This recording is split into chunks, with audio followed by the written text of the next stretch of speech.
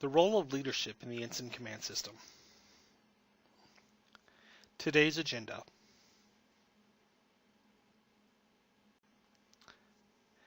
We will all experience disaster sometime in our life.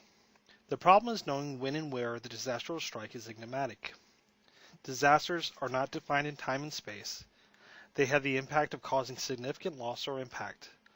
And by their very nature, disasters are unpredictable. We try to bring order into the randomness of disasters. And with the exception of floods, we don't discuss the likelihood of an impact of disaster strike.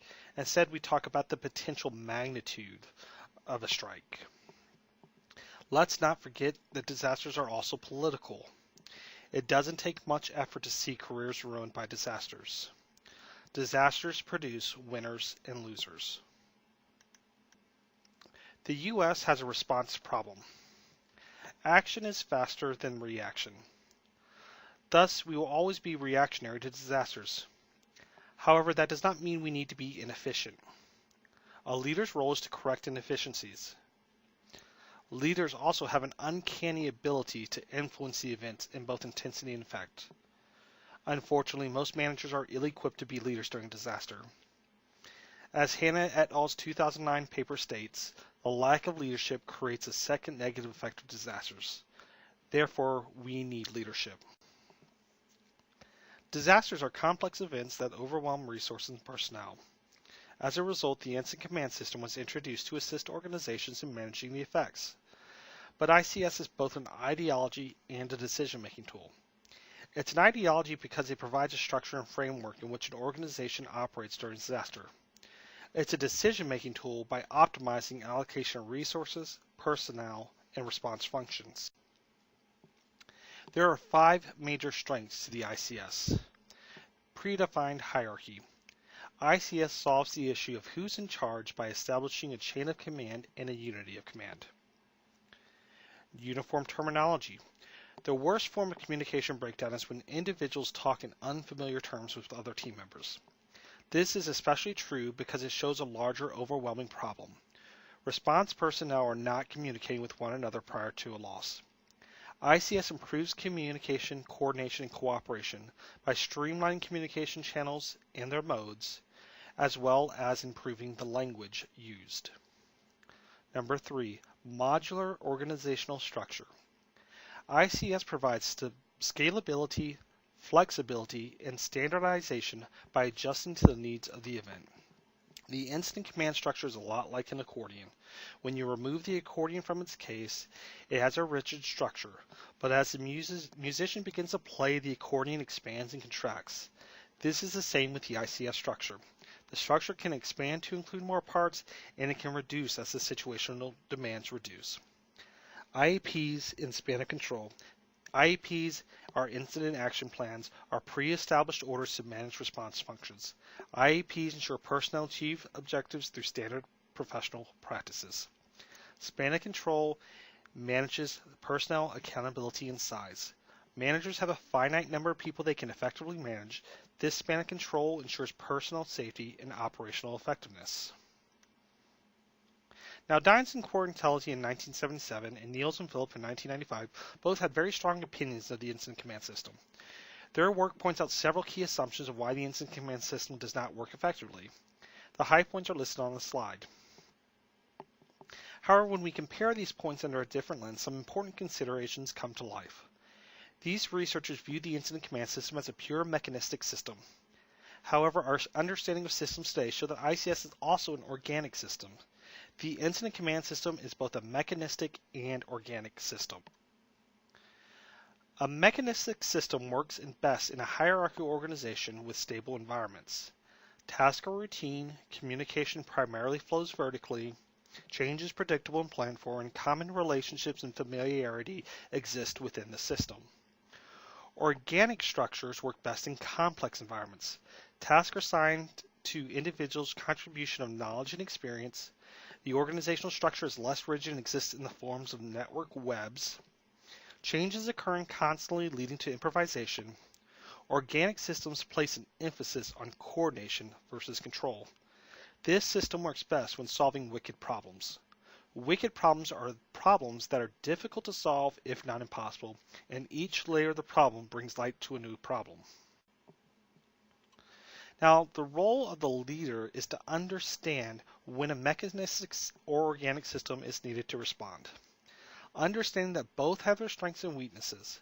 Some examples of a mechanistic leader versus an organic leader are: a mechanistic leader may view leadership as a rank, but an organic leader views leadership as a choice.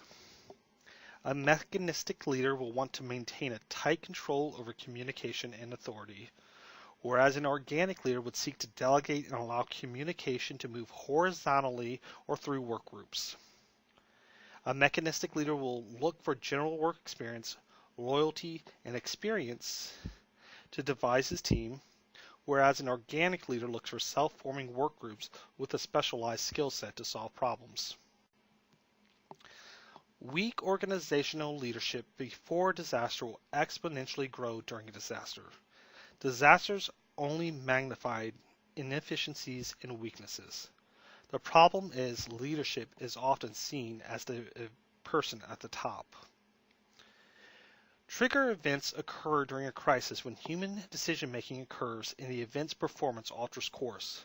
A leader may not know they're in the moment of a trigger event, but retrospective thinking will show the deciding moments. Management is concentrated on efficient and effective operation. It is the role of the leader to move management's efforts forward. The leader needs to understand the strengths of their teams and of themselves. Utilizing strengths drives better response. Areas of weakness should be delegated.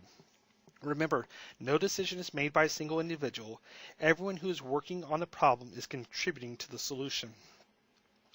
Leadership decision-making must be realistic, timely, consistent, clearly stated, and executable. Hierarchy and trust are the only hope in managing a crisis. That was Drucker in 1999. Today, Drucker may replace hierarchy with systems. Adaptability is one of those qualities. Effective leaders utilize a process of adaptation versus technical fixes. If self-organization occurs, leaders would be wise to allow it. Leaders need the ability to manage coordination without a need for control. Another quality of a leader is trust. Trust is imperative for handling a crisis. A threshold effect occurs when the trust in the leader influences the safety of the rescuers. Trust and performance are nonlinear and unstable during times of uncertainty. Response personnel must believe their safety is being considered when they are asked by the leader to perform difficult tasks. Crews need to be able to trust their leaders, and crews without a willingness to be vulnerable to loss will lose focus and alignment over time. Confidence. Confidence is the ability to demonstrate presence. When an individual is confident, their outward image is attractive and powerful. Others are naturally drawn to the individual, and they believe in the individual's ability to get things done. When a leader lacks confidence, the team loses unity. Best practices for ICS leaders. 1. Situational awareness is crucial to making strategic decisions. 2. Trust. A sense of shared mission and crisis has the same benefits of trust. Leaders need to empower the crews to operate within the boundaries. Flexibility and adaptability are important in defining those boundaries and managing complexity, but allow the individual to make operational decisions based on their technical expertise. Path goal management focuses on how the team is best managed. The goal is to increase enthusiasm, empowerment, and satisfaction. Crews perform better with shared common goals. Coordination. Rapid response is more important than consistency. Leaders need to delegate tasks effectively. Allow improvisation to occur when dealing with new problems. And communication. Leaders communicate objectives. Allow the crews to determine the orders and steps. Leaders need not micromanage. Instead, leaders need to communicate their expectations clearly and broadly. That concludes today's presentation.